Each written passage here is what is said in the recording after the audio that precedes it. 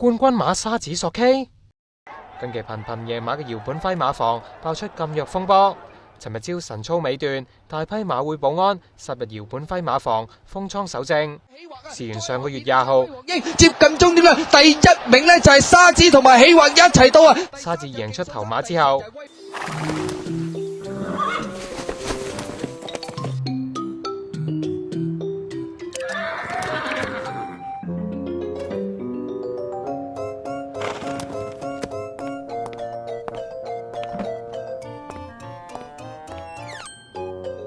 血液同尿液樣本都含有 K 仔同 K 姐嘅代謝物，馬會已經將另一個樣本交俾獨立化驗所復檢，事件將另定日期處理。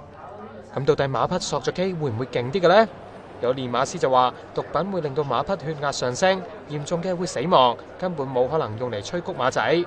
但係如果馬匹被驗出含有禁藥，名次會取消，連馬師都要上身㗎。03年許宜馬放隻愛神就試過驗出有海洛因，但係連警方都查唔出原因，結果冇人受罰。